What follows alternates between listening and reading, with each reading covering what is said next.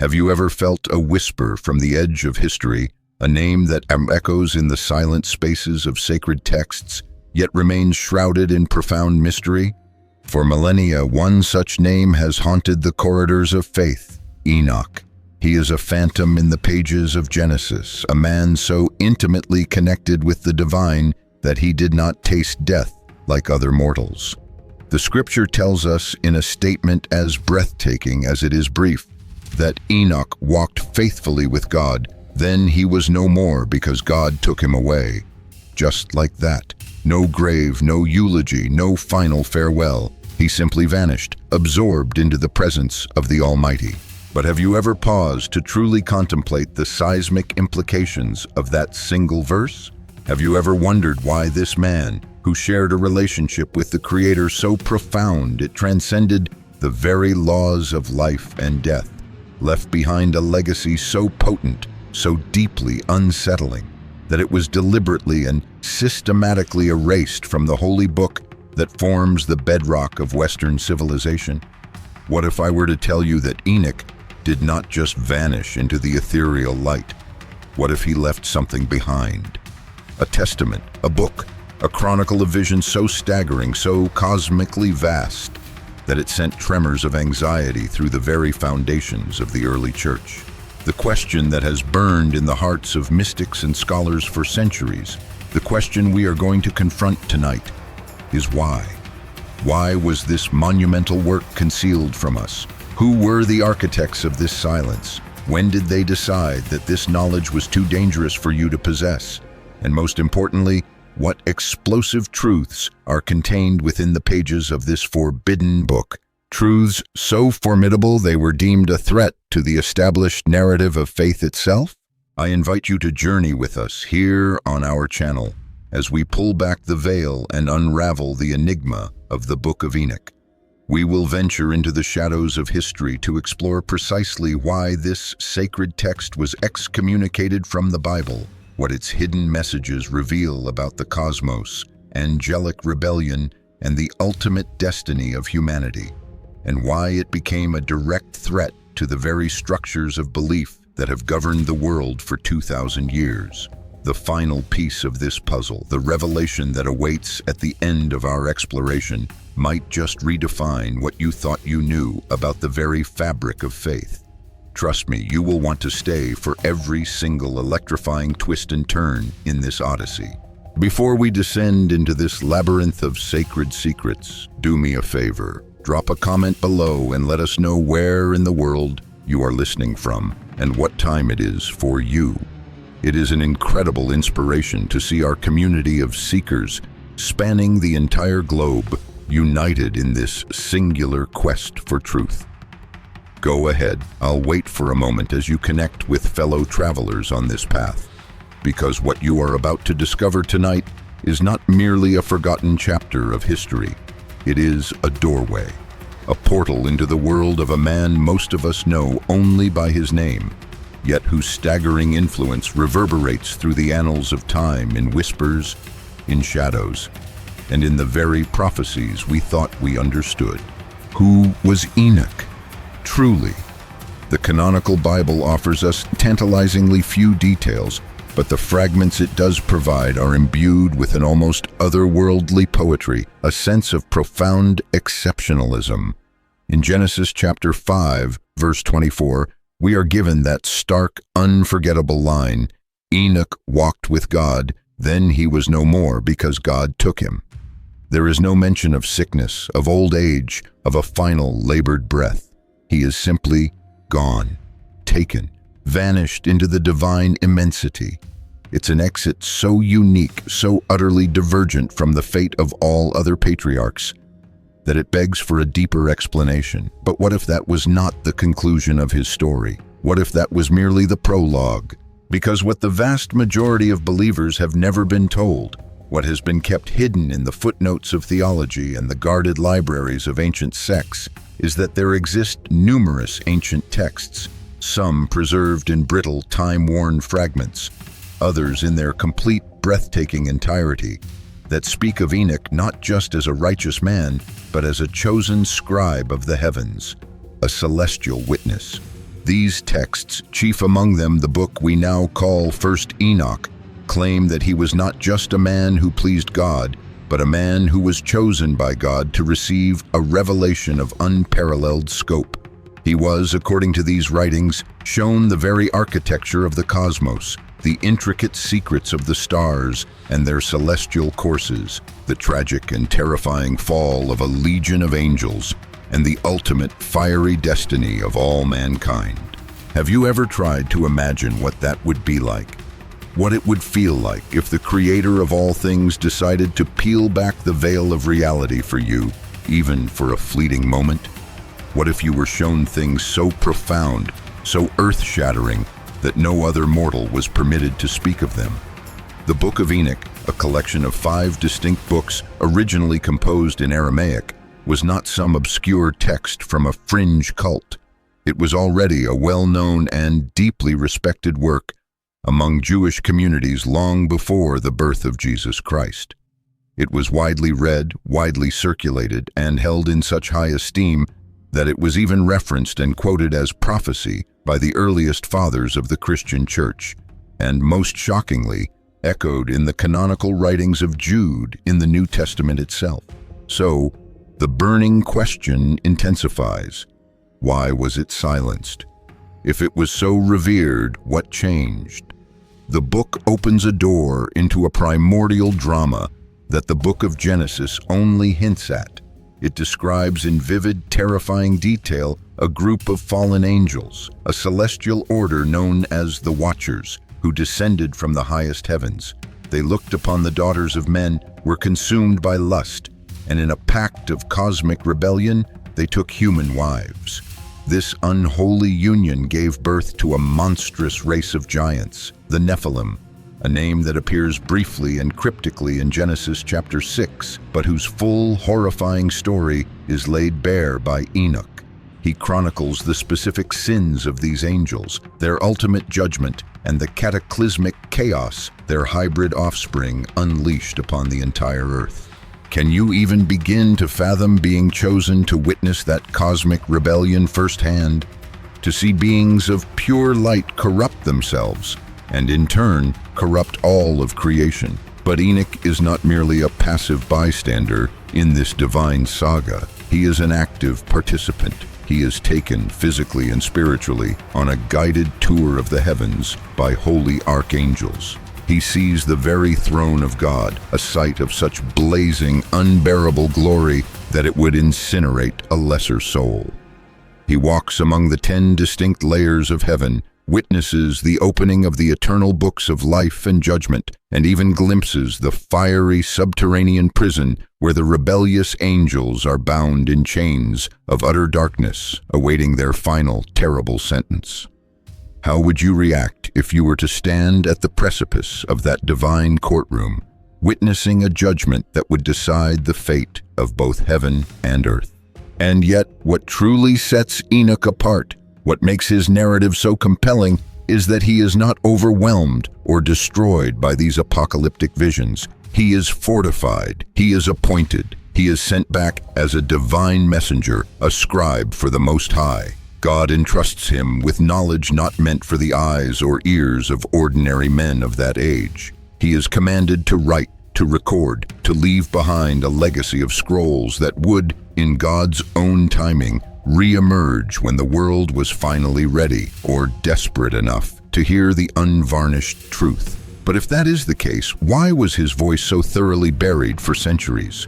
Why were his sacred writings cast out from the canon, locked away as if they were a contagion, a dangerous poison to the soul? And herein lies the core of the mystery. Despite the organized suppression, despite the official exile from doctrine, the Book of Enoch survived.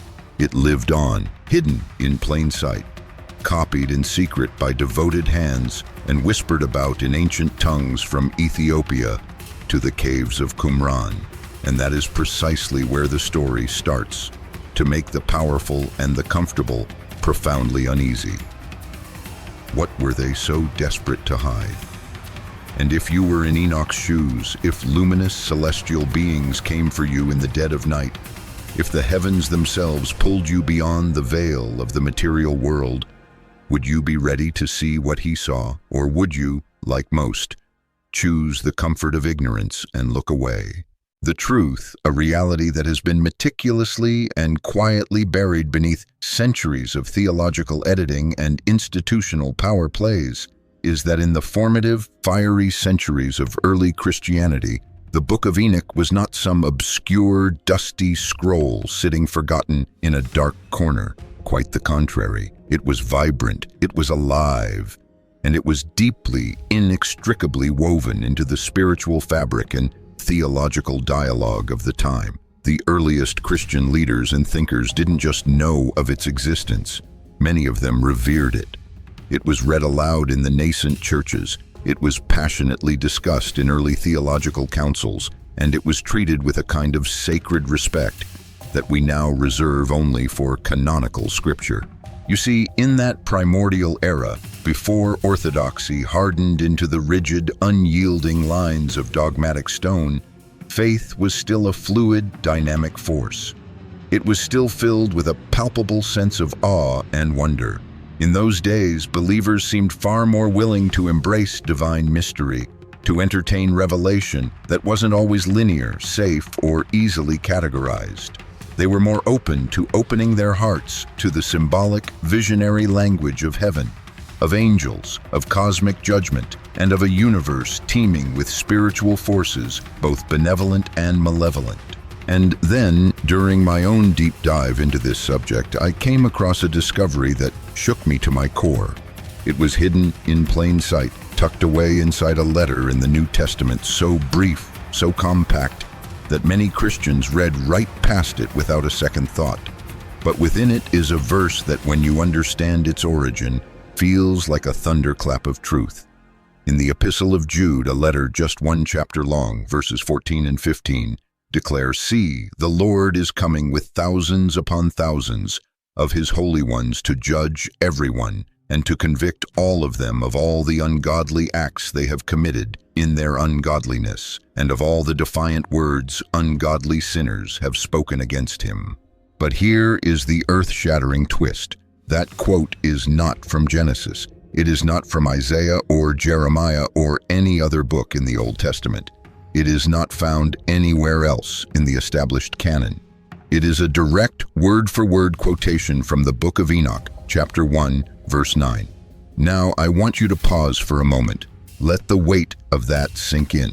Jude, identified as the very brother of James, and widely believed to be the brother of Jesus Christ himself, a man who grew up in the same household as the Messiah, a man intimately connected to the apostles and the foundational leadership of the early church, quoted the Book of Enoch as authoritative prophecy, not as a charming piece of folklore, not as a mere storyteller's fable, but as a genuine prophet who accurately foresaw the glorious and terrifying return of the Lord with his divine armies.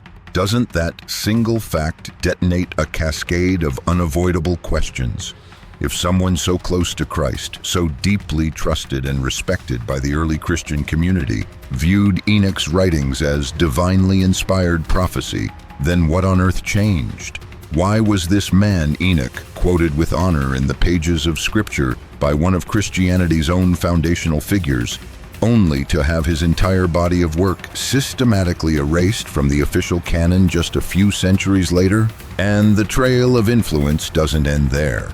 As I kept digging deeper into the early church writings, I began to notice just how familiar the visions and the language in Enoch sounded. The epic cosmic battles between light and darkness, the intricate hierarchies of angelic beings, the terrifying judgments by fire, the sacred scrolls, the celestial thrones.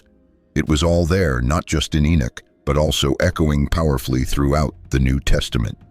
The themes and imagery resonate deeply in the book of Revelation, in the epistles of Peter, and in the Apostle Paul's celestial metaphors and descriptions of ascending to the third heaven. Was it possible, I wondered, that the entire apocalyptic imagination of the New Testament, so vivid, so majestic, so terrifyingly poetic, was first kindled and shaped by the ancient, visionary pages of Enoch? Because in the Book of Enoch, we are given a detailed tour of the architecture of heaven. We hear the deafening thunder of God's judgment and see the binding of fallen powers long before the Apostle John ever set foot on the island of Patmos. Could it be that what we now call New Testament prophecy was, in fact, built upon the unseen, unacknowledged foundation of Enoch's primordial revelations? But then, somewhere along the timeline of history, the tone began to shift. Reverence for Enoch gave way to a growing resistance. Open acceptance turned into a campaign of quiet but deliberate suppression. It was as though a decision was made by someone or some group that this voice, once so honored and foundational, had become too wild, too potent, too dangerous to be left echoing through the halls of the church. And that forces us to ask the crucial question, what were they so afraid of? What would you have done if you were present in those early councils, holding a scroll in your hands that told of angelic rebellion, of heavenly realms beyond human comprehension, and sensing that it revealed far too much, too soon? Would you have fought to preserve its sacred fire? Or would you, too, have voted to silence it? Was it a genuine fear of heresy that led to its removal? Or was it a fear of losing control? Or perhaps, was it simply a growing institutional discomfort with a text that refused to fit into the neat, orderly categories that men were trying to build around an infinite and untamable divine truth? The answer, as we will explore next, may be far more tangled, far more political, and far more revealing about the nature of power than anyone ever expected. The disappearance of the Book of Enoch from the mainstream of Christianity did not happen overnight. It was not a singular event marked by the thunder of a gavel or the flash of a sword. It was a quieter, slower, more insidious process, a deliberate and methodical erosion orchestrated step by step, council by council, by leaders who were no longer just trying to build the church, they were trying to control it. What had begun in the first century as an open, flowing river of spiritual exploration, filled with personal prophecy, profound mystery, and electrifying apocalyptic vision, gradually became a walled garden. And anything that did not fit neatly within those walls, anything that threatened the tidy, predictable structure of the new orthodox doctrine, had to be painstakingly removed, stone by stone, scroll by scroll. Among the ancient texts that most deeply disturbed this emerging, rigid system was the Book of Enoch. Can you place yourself in that historical moment? Imagine you are a 4th century bishop holding a manuscript filled with breathtaking visions of angels being judged, chained in eternal darkness, of earthly rulers being cast into flames, of a heavenly Son of Man seated in glory beside the Ancient of Days, long before Jesus had even walked the earth. What would you do with such a book? How would you integrate it into a faith that was rapidly becoming standardized and simplified for mass consumption? By the 4th century, the Christian church was no longer a scattered, underground movement of persecuted believers meeting in secret homes and catacombs. It was morphing into something else entirely, something imperial, something deeply political. With the official sanction and immense financial support of the Roman Empire under Emperor Constantine and his successors, church leaders embarked upon the monumental task of shaping a single, unified official canon of Scripture. This was to be a definitive list that would guide the faith of millions across the entire empire, ensuring unity and doctrinal consistency.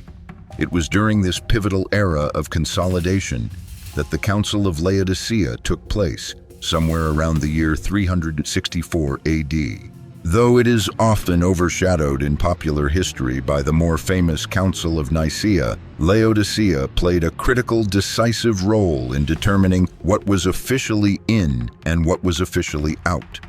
And in their Canon 60, a definitive list was created, a sacred catalog of texts that were permitted to be read aloud in churches. This was the blueprint for the canon as many know it today, the official standard of measurement for Orthodox belief.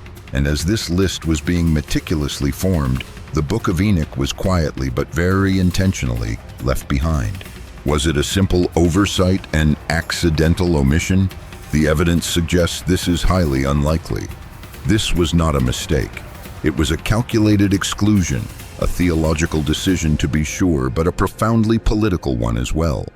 The Book of Enoch was simply too wild, too mysterious, too filled with apocalyptic language that defied the neat institutional boundaries being erected. It didn't just teach about the abstract concepts of good and evil. It graphically exposed the corruption of power. It prophesied divine judgment not just against pagans, but against corrupt kings, priests, and rulers. It warned of a divine justice that would rain down upon the powerful, and it told of heavenly beings, angels, who rebelled and paid a terrible price for their transgression. It did not ask for permission from human authorities. It declared divine judgment over them. And perhaps most controversial and politically inconvenient of all, Enoch wrote of a messianic figure he called the Son of Man, or the Elect One, a radiant, glorified, divine being sitting at God's right hand, wielding ultimate authority and glory, long before the Gospels had ever been compiled and written. This powerful, pre-existent messianic vision was deeply uncomfortable for the leadership of a church that was now inextricably linked with the power of the Roman Empire. Why? Because it served as a stark and powerful reminder that ultimate authority did not belong to emperors or to bishops.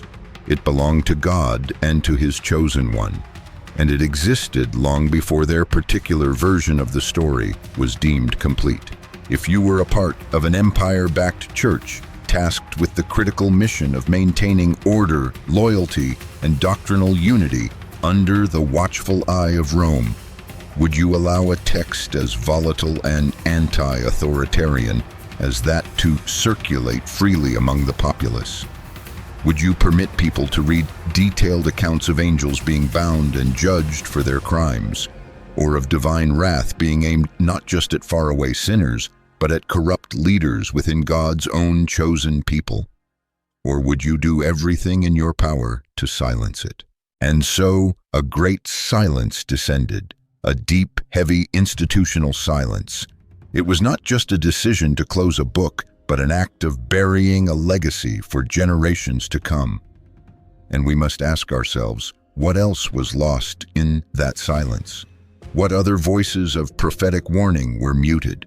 What other glimpses of the divine were deemed too raw, too real for an empire-building church? Centuries would pass before Enoch's voice would resurface, before the whispers would turn to discovery and discovery would turn to debate. But by then, the foundation of the institutional church had been firmly laid. The damage, or from their perspective, the protection, was done. But the question that still hangs heavy in the air is this: was the silencing of Enoch meant to protect the faithful from heresy, or was it meant to protect the powerful from accountability? And if you had lived back then, if you had heard Enoch's fiery words echoing in a candlelit gathering and felt their profound truth resonating in your very bones, would you have dared to speak them aloud in the public square? Or would you, like so many others, have whispered them in private and then watched as they vanished into the encroaching shadows of empire? But let us be clear, the church leaders of the 4th and 5th centuries did not simply erase the Book of Enoch without providing a rationale. That would have been too crude, too obvious. No, they constructed an entire intellectual and theological scaffolding of justifications around its removal. These were not blunt, unsophisticated denials. They were calculated, scholarly, and on the surface, they appeared almost reasonable. They argued that the Book of Enoch was simply too fantastical, filled with bizarre visions of celestial machinery and cryptic cosmological codes that, in their view, blurred the sacred line between sound theology and wild imagination. They claimed it was too symbolic, too deeply mystical, and therefore far too open to dangerous misinterpretation by the common believer. It was a text, they argued, that was ripe for spawning heresy.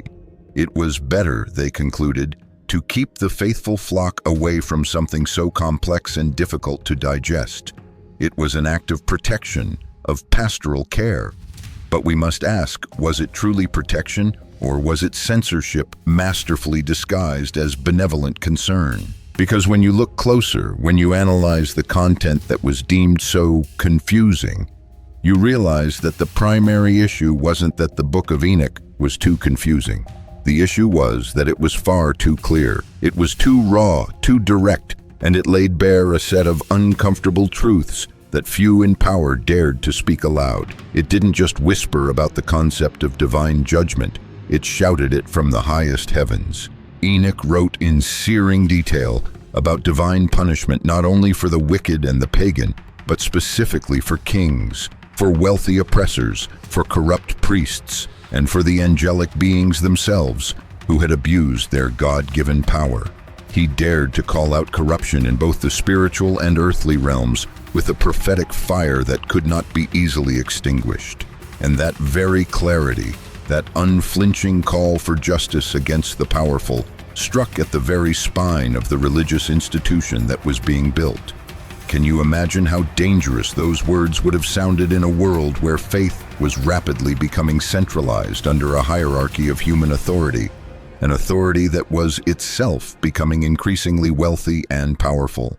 And then there was the logistical dilemma, a quiet but no less strategic factor in its marginalization. The Book of Enoch, in its original Aramaic and its most complete Ethiopic Ge'ez translations, never gained a strong and lasting foothold in Greek or Latin, which were the dominant languages of the Roman Empire and, by extension, the Western Church. Its linguistic origins made it feel foreign, elusive, and for many of the key theological players in Rome and Constantinople, it was effectively untranslatable and, crucially, very difficult to control. A text that the central leadership couldn't easily read, interpret, and circulate on their own terms was a text they couldn't effectively monitor or police. How do you enforce a standardized doctrine when a powerful scroll is traveling silently through cultures and languages that exist beyond your immediate grasp? Would you attempt to co-opt it, or would you simply suppress it and declare it non-authoritative to mitigate the risk of its unfiltered truth spreading like wildfire? But perhaps the most volatile and threatening element of all was not linguistic or symbolic. It was spiritual and social. The Book of Enoch found immense favor among certain groups that the emerging Orthodox Church came to label as dangerous and heretical. Communities like the Essenes, the Gnostics, and various other mystical sects who dared to believe that a direct, personal connection with the divine did not require the blessing or mediation of a bishop. These movements often sought to bypass the institutional hierarchy altogether. They sought God directly, in visions, in desert solitude, in deep meditative prayer, and in personal revelation. And they frequently turned to the writings of Enoch as a source of validation for their beliefs, for it was a book about a man who did exactly that. Can you feel the inherent tension in that dynamic? In a time when the institutional church was aggressively solidifying its position as the one, true, and exclusive gatekeeper of divine truth, any text that encouraged or validated unmediated personal access to God was not just an inconvenience, it was a profound threat to its very existence. Because the Book of Enoch gave people something that the growing, power-consolidating church feared more than almost anything else: spiritual freedom.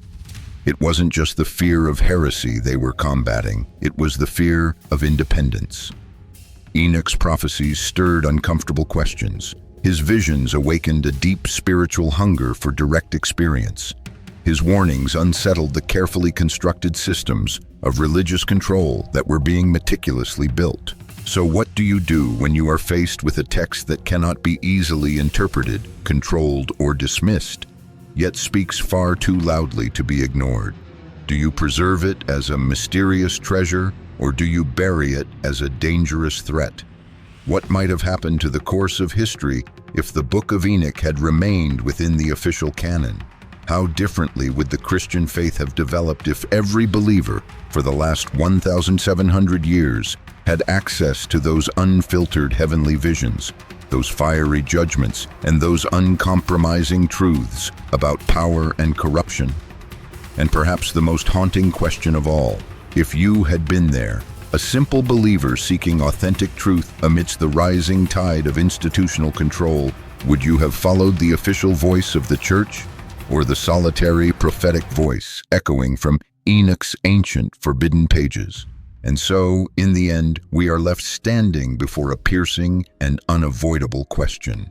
A question that echoes louder and more insistently the deeper we delve into this sacred mystery. Who precisely benefited from removing the Book of Enoch? Because the answer to that question may be one of the most revealing clues in this entire investigation. Peel back the dense layers of theological debate and ecclesiastical history, and a troubling yet undeniable pattern begins to emerge. The very moment that the voice of Enoch was systematically silenced, something else rose to take its place. Something carefully structured, something tightly controlled, and something that became increasingly reliant on human institutions rather than on direct divine encounters. The center of gravity for the Christian faith began a monumental shift. From the personal to the political, from a direct relationship with the divine to a mediated religious hierarchy. What if the decision to erase Enoch from the canon wasn't simply about maintaining theological purity, but about consolidating and maintaining power? Because the kind of faith that Enoch's story offered was radically, fundamentally different. His narrative did not require magnificent temples built of stone or elaborately robed priests standing as intermediaries between humanity and God. Enoch was a layman, a mortal man, likely flawed and completely unordained by any human institution. And yet the scripture affirms he walked intimately with God. He was lifted, body and soul, into the heavens. He was entrusted with the secrets of creation. He was given prophetic visions of judgment and eternity. He was allowed to converse with archangels and to witness realms that no mortal eye had ever seen. And all of it, every single transcendent experience, happened without him passing through a single religious institution, without the approval of a single priest or committee. Can you feel the immense weight of that reality? Can you imagine what it would have meant to the trajectory of the early church if every single believer held the conviction that they too could potentially ascend, could witness the heavens, could speak with God face to face? It would have changed everything. And maybe, just maybe, that is precisely why his book had to be suppressed. Because Enoch was dangerous, not because he was a heretic or a purveyor of deception, but because his example was too empowering. He stood as living, breathing proof that direct, unmediated access to the divine was not a privilege reserved for a spiritual elite, for the clergy, or for emperors who claimed a divine right to rule.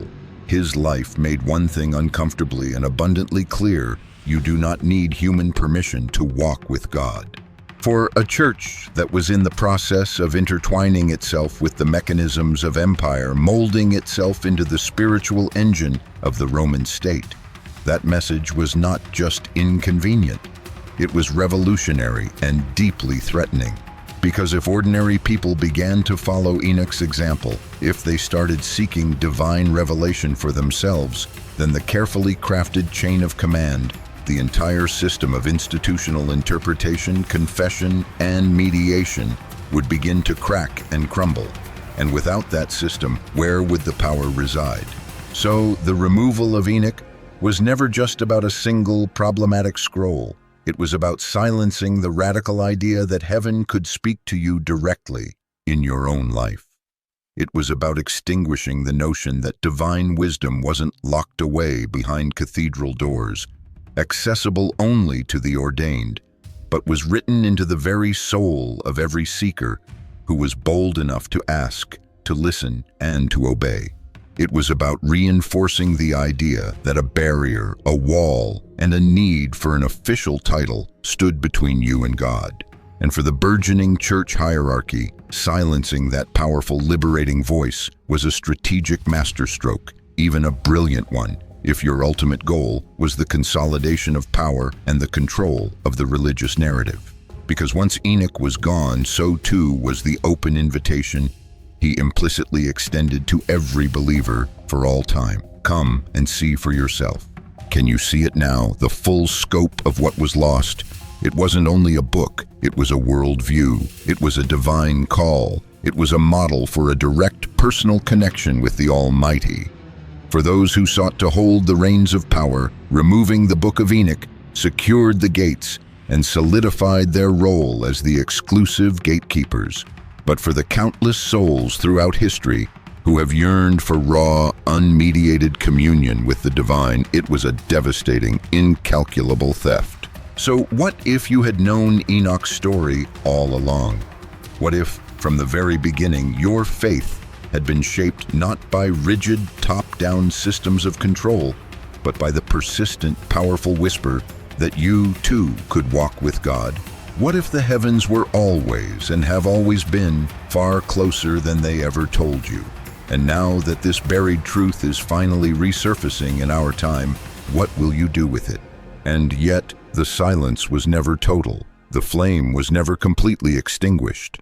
Though the powerful Western Church turned its face away from Enoch, though his fiery words were stripped from official church readings, banished from the altars, and scrubbed from the official records of Christendom, a flicker of that sacred light still burned, quietly but defiantly, in the East. In one ancient, rugged land, far removed from the political machinations of Rome and the endless theological debates of the Byzantine councils, the Book of Enoch was not erased. It was embraced. It was cherished. It was preserved. That land was Ethiopia, the Ethiopian Orthodox Tewahedo Church, one of the oldest, most ancient, and continuously surviving Christian communities on the entire planet, made a profoundly different choice. While the rest of organized Christianity was closing the door on Enoch's staggering visions, Ethiopia threw its arms wide open. They didn't just tolerate the Book of Enoch as a piece of interesting apocrypha. They canonized it. They honored it as sacred, divinely inspired scripture. And to this very day, it remains enshrined within their official biblical tradition, read, studied, and revered. But how? How did this priceless spiritual treasure manage to survive for centuries in this one corner of the world, when it was so effectively buried and forgotten in nearly every other part of the Christian world? The answer lies high up in the remote, mist-shrouded mountains, in the quiet, ancient monasteries carved directly into living rock. It was there, amid the soft glow of candlelight and the steady, rhythmic chant of prayer, that generations of devout monks meticulously and painstakingly hand-copied the complete Book of Enoch in the ancient Ge'ez language, a Semitic tongue older than many modern nations. Page by page, line by line, they preserved not just the words on the scroll, but the very vision of heaven it contained. The text was read during their sacred worship. It was honored during their liturgy, and it was woven deeply into the spiritual memory and identity of a people who simply never forgot. Can you imagine the profundity of that? While Western Christianity was increasingly aligning itself with kings, emperors, councils, and vast political empires, this distant, devout, and isolated community was cradling a book that dared to speak of a divine justice far greater than any human throne. Ethiopia didn't just protect a manuscript, it protected a message deemed too radiant, too dangerous, too divine to be extinguished by the shifting winds of politics. And that fact, to this day, absolutely blows my mind. Because while the great power centers of the West were busy tightening their dogmatic grip on doctrine, Ethiopia was quietly keeping the ancient flame alive. A flame fueled not by political ambition or imperial decree, but by pure, unadulterated reverence. While one half of the church was defining its orthodoxy through exclusion and suppression, the other half, more isolated perhaps, but arguably more mystically rooted, held fast to a vision of heaven untouched and unedited by man-made walls. Why do you think that happened? Was it a mere historical coincidence, or was it a clear act of divine providence? Perhaps Ethiopia, largely untouched by the same imperial machinery that co-opted the church in Europe, had the spiritual freedom to listen more closely, more intently, to the whispers of the Spirit. Perhaps their form of worship remained tuned to a more ancient, a more raw, a more mystical frequency, something that reminded them of Enoch's own journey, a journey not from temple to temple, but directly from earth to heaven. Because in Enoch's world, true justice did not come from religious titles, absolute truth did not come from political decrees, and heaven did not wait for human permission to speak. And maybe that is why, even without the grand cathedrals or the jewel-encrusted crowns, the Ethiopian church carries a kind of spiritual gravity that feels older, purer, as if it was born closer to the sky. So let your imagination wander for a moment. If the Western world had followed Ethiopia's lead, if it had preserved Enoch, honored his visions, and read those sacred words aloud in every church for the last 2 millennia, what kind of Christianity would we have today? And now that the book has finally found its way back to the surface, back into the hands of our generation, what will you do with it? And then now, perhaps you are asking the very question that inevitably lingers in the minds of all who draw close to this profound mystery.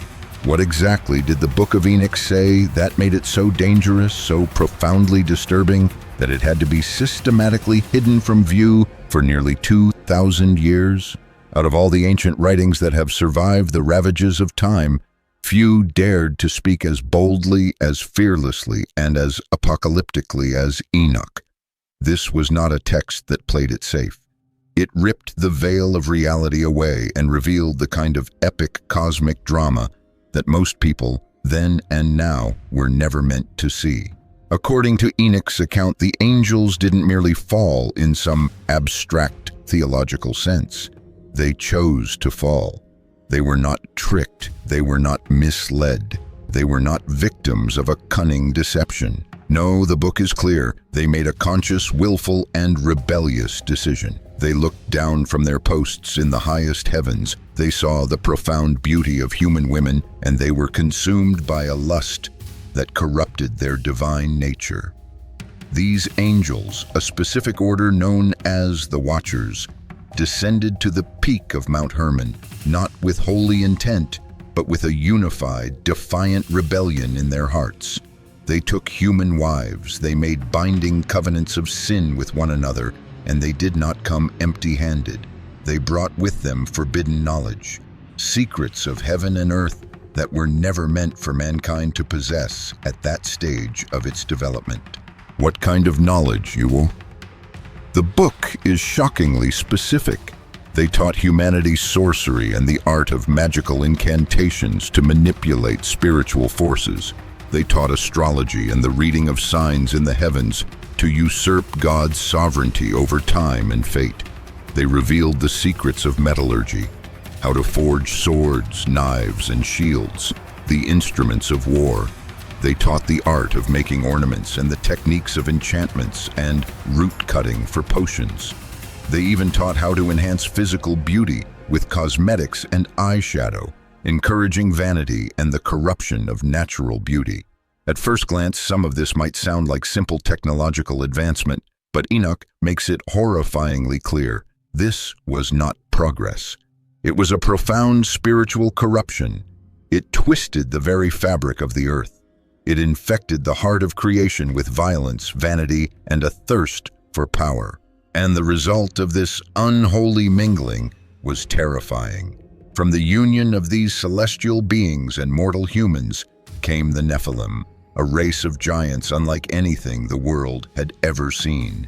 They were creatures of pure chaos, filled with an insatiable violence and a ravenous, unnatural hunger. The text describes them as devouring all the acquisitions of men, and when they had consumed all that humanity could produce, they turned on humanity itself, devouring animals, birds, and finally, each other. The earth itself, the text says, groaned under their destructive weight and cried out to heaven against them. And it was this rampant, spreading corruption, this unnatural spiritual blight upon all of creation that provoked the ultimate judgment of heaven.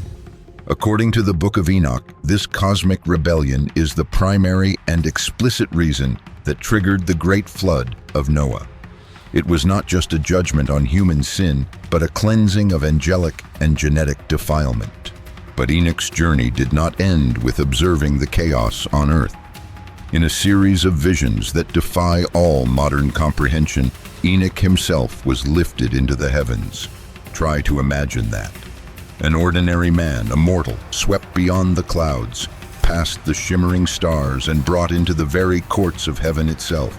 There he saw things that only the purest of souls could possibly withstand.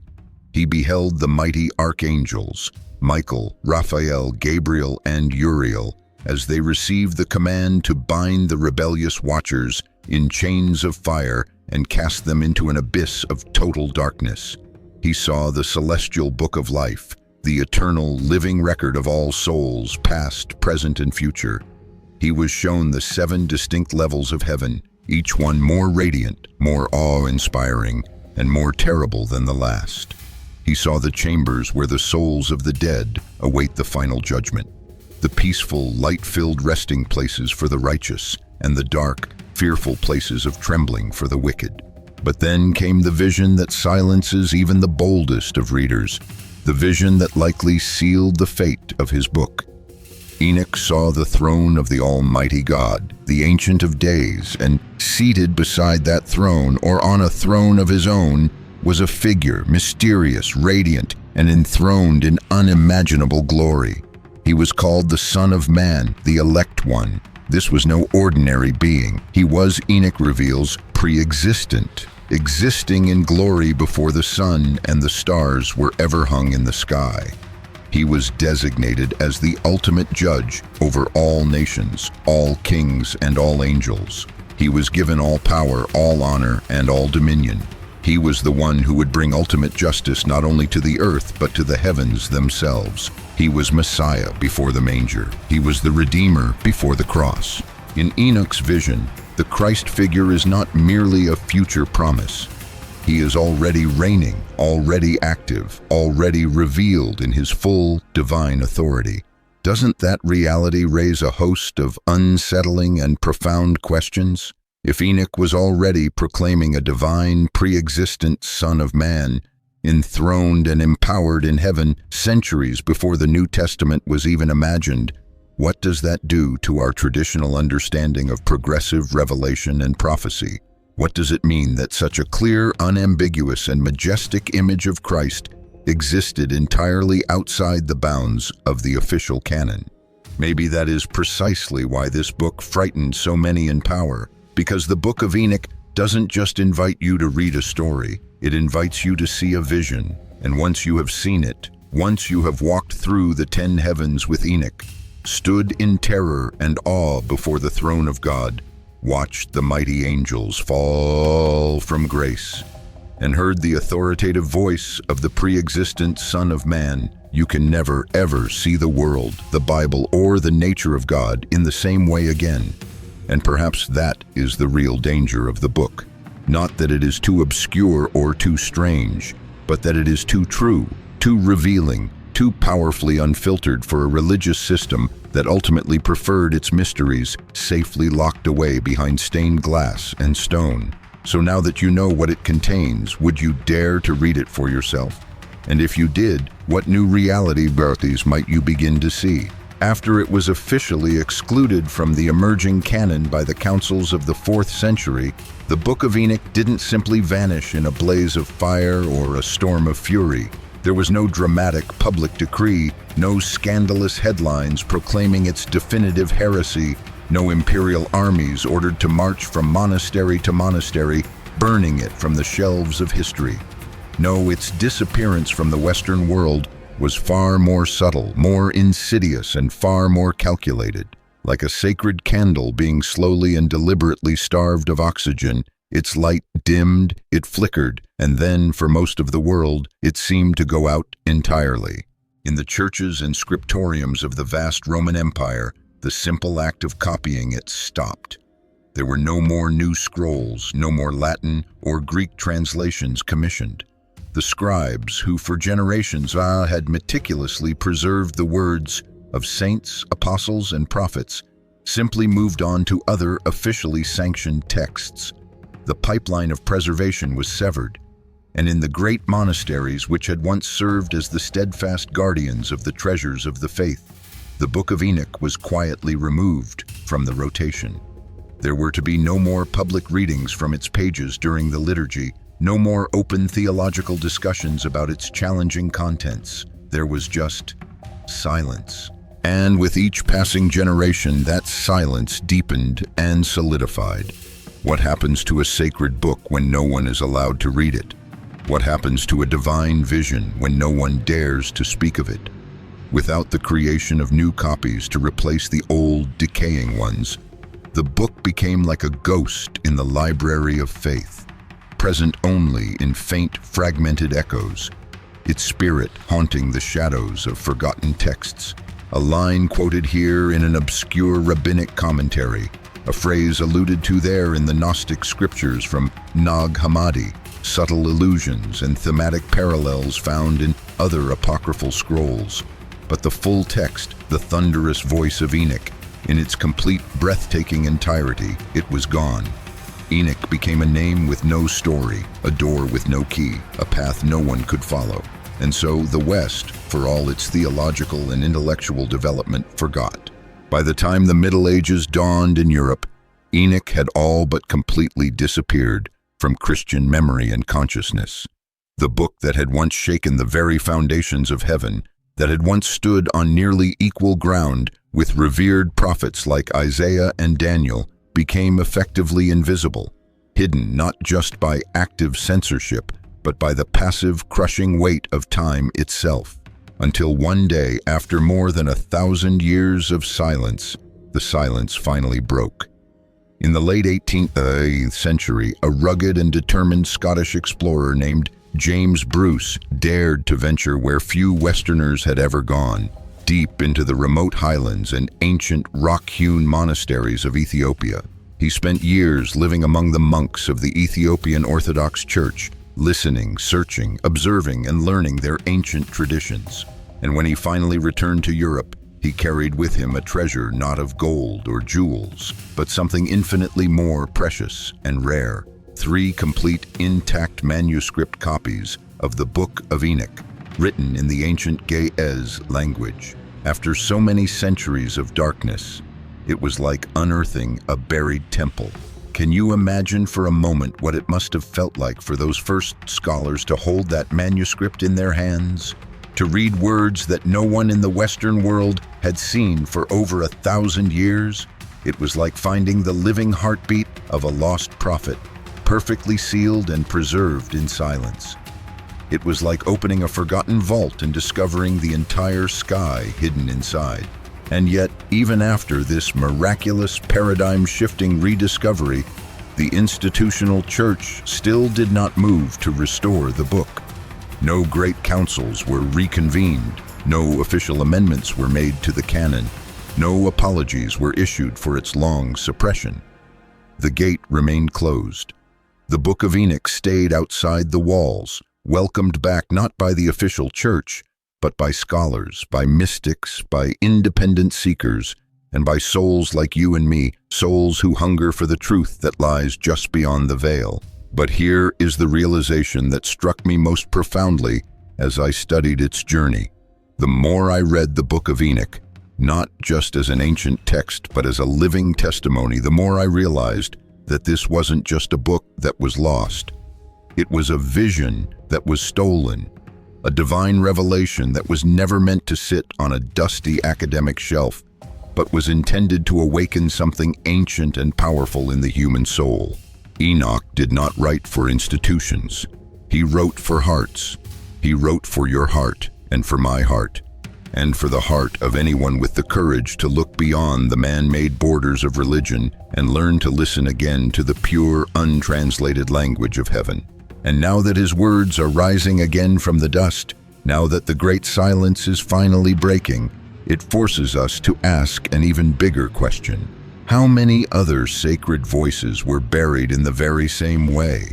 How many other divine truths were deliberately erased, not because they were false, but because they were too true, because they threatened the comfortable narratives, because they shattered the carefully constructed illusion that only the spiritual elite could hear directly from God, because they gave ordinary people the divine permission to see for themselves. So I am left with a question that burns in my spirit, and perhaps, by now, it is burning in yours as well. How many other world-changing revelations were hidden from us simply because they had the power to set people free? So now you know the story. The Book of Enoch wasn't forgotten by a simple accident of history. It was removed with clear intent. It was buried with meticulous care, and it was almost completely lost to the memory of the world. And yet, despite the silence, despite the suppression, and despite centuries of exile, it found a way back to us, like truth always does. But maybe the real question we should be asking is not why it was taken out of the Bible all those centuries ago. Maybe the more urgent and relevant question is, why is it coming back now? Why is this specific ancient voice beginning to echo once more with such clarity and power in our time? Why, in an age so flooded with digital noise and endless distraction, is this hidden, forbidden book stirring the hearts and minds of so many people all over the world again? Could it be that this generation, your generation, is finally ready to hear what previous generations were too afraid to face? Because the profound lessons of Enoch are not just about a forgotten past. They speak with a prophetic urgency directly to our world today. We live in a world that is still struggling under the weight of corrupted power, of hidden agendas, and of religious systems that tell people they are not worthy or qualified to hear from God directly. We still wrestle with institutions that often prioritize control over communion, that value image over intimacy, and that elevate man-made doctrine over a direct divine experience. But Enoch's life and his book show us another path. He is a timeless reminder that you do not need a title to walk with God. You do not need a human being's permission to receive divine revelation. You do not need a temple made of stone or a religious organization to be invited into the very courts of heaven. What you need is spiritual hunger. What you need is obedience. What you need is a heart that cries out, in the midst of the chaos of the world, "Here I am, Lord. Speak to me." So maybe it is time that we all begin to ask ourselves, what else have we been taught to ignore? What other ancient, powerful truths have we allowed to slip through our fingers simply because they didn't fit neatly into the tidy, man-made boxes of our traditions? And most importantly, what would happen in your own life if you stopped waiting for permission and started seeking God with the fearless, relentless passion of Enoch himself? You see, Enoch's story was never meant to be just his story. It was a prophetic blueprint, a spiritual roadmap left behind for those who are bold enough to follow it. It is for people just like you, people who are tired of the surface-level faith, tired of the watered-down truth, tired of being told what you can and cannot understand. Now is the time to go deeper. Now is the time to rediscover what was intentionally hidden. Now is the time to reclaim what was deliberately buried. So if this journey we have taken together tonight has stirred something deep within you, please do not let that fire go out. Do not let it stop here. Pick up the Book of Enoch for yourself. Read it, wrestle with it, pray through its challenging pages. Let it challenge you. Let it expand your vision. Let it change you. And then share this journey with others you know who are also hungry to see with new spiritual eyes, because the truth is rising again in the earth. And maybe, just maybe, you were chosen to be one of the voices that helps bring it back to life. If this message has awakened something in your spirit and you feel called to be a part of this community of seekers, then your journey with us is just beginning. We are dedicated to unearthing the very truths that were buried for a reason, and we invite you to join us. Make sure you subscribe to our channel and turn on notifications, because there is so much more to uncover. The greatest secrets are still waiting for those who are brave enough to look. Thank you for walking this path with us tonight. May you too learn to walk with God as Enoch did, closely, fearlessly, and forever.